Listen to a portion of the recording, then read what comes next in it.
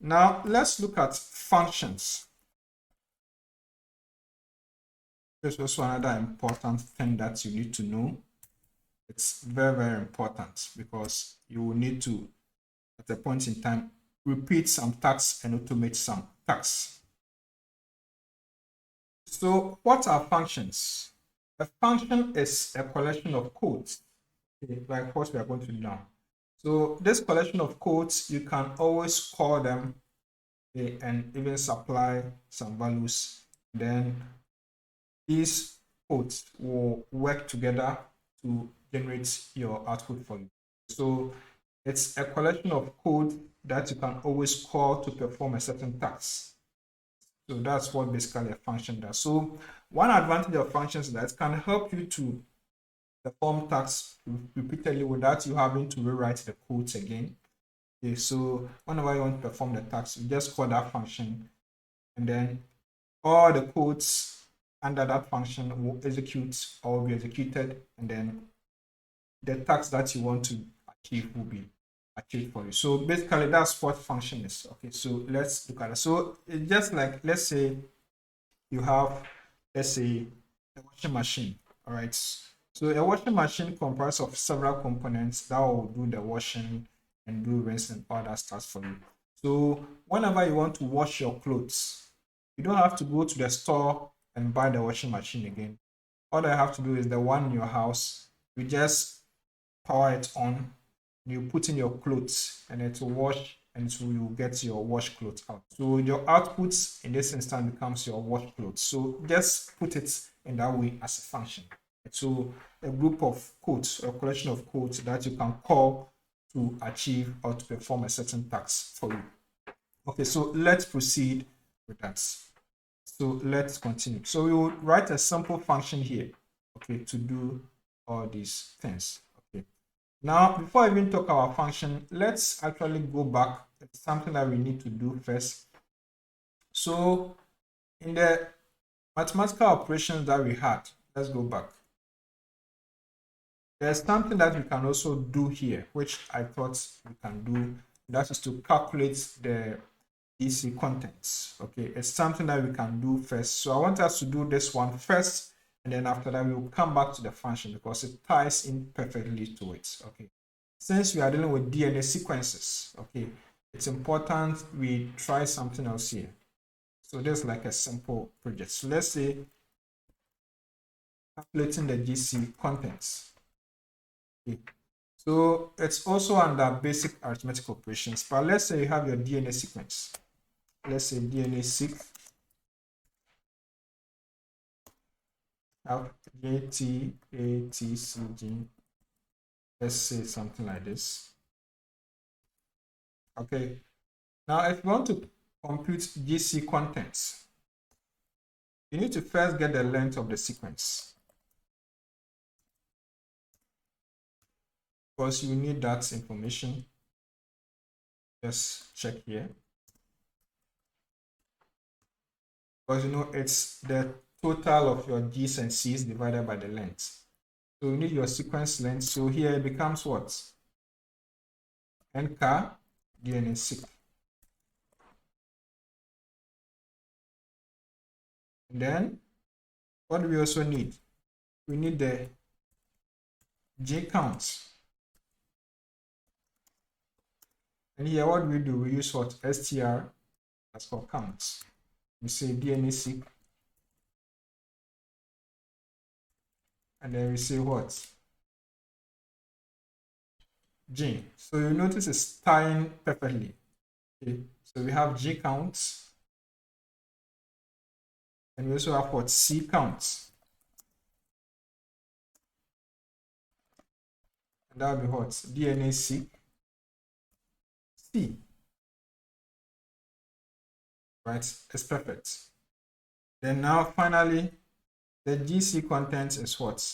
The G count plus the C count divided by length times 100. So GC content comes what? G counts plus C counts. You notice I've placed them in brackets. divided by what? Seq length multiplied by 100, right? So we have something like this. So I'll run it. Now if I type GC content, what do I get? We have it here. Of course, you can refine it further, but for now, let's just keep it like this. So this is another example of a mathematical operation or arithmetical operation you can perform. Okay, so this is what calculating GC content. All right. Now, if you have this, sometimes you can have multiple sequences. So if you want to compute the GC content, you don't have to rewrite all these codes again. And that's where functions come in. All right. So let's get back to functions here. And let's try to write a function that will compute the GC content for us. Of course, with the GC content codes, we can still make it very, very simple. We can use a one-liner command, but that is for advanced users. For those who are advanced, there's a way to make it very simple. For beginners, I'll have to take you through step by step. So that's why we are computing them step by step. But it's possible to have a single one-liner command, which we can do later on. All right. So let's proceed. So to create a function, you first need to give a name. So I have calculate GC underscore content. That will be the name of the function. And then I'll say function. We need this keyword. Then we say sequence. Because here we want to use an input. We will always apply an input. All right, so that's why we are putting this as a placeholder. Then here's what I'll do.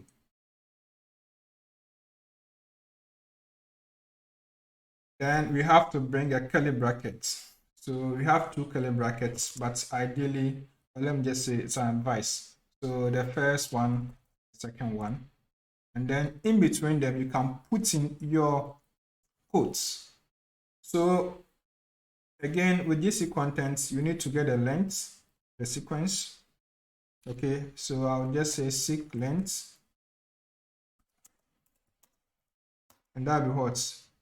Ncar sequence. So this sequence is a placeholder for whatever we are going to put in. I repeat, the word sequence here is a placeholder for whatever sequence we will specify. All right, so that's what we have here.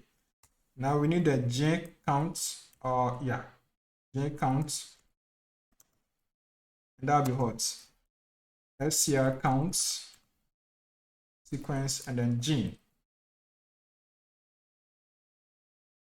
So now add a C count, which is what? SCR count, bracket sequence, and then C. All right, now that is done. So now what can we do? We will now say GC content, and we say what? We bring it in brackets and we say J count plus C count, all in brackets. Then we say divided by seq length multiplied by 100. Now let's display the results. So we say print GC contents. All right. We just want to keep it simple. You can also use the return statement here, but for now the function should just print the output for us. All right. So let's run this, and then let's do this. Let's call the function. Okay, so we'll use an example sequence. So I'll say DNA seq. Now say, let's say A, T, C, C, G, C. Try any sequence of your choice, that's fine. Right? So I'll run it and I'll call the function. So I'll say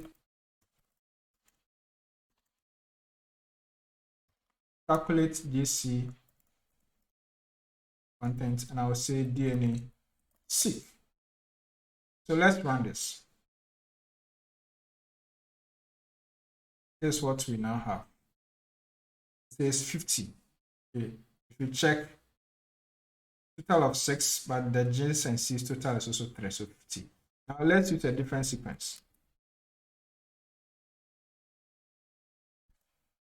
Let's try this. Nice. Now we have this also there. Okay, so it's good. So we can use a return statement so that the whole result can be assigned to a variable. So we use a return function, but there's something that we'll cover in later tutorials. Okay, so just take note of that. Okay, so it's very, very simple here. Okay, so that's for the function statement. I repeat, that is it for the function statement.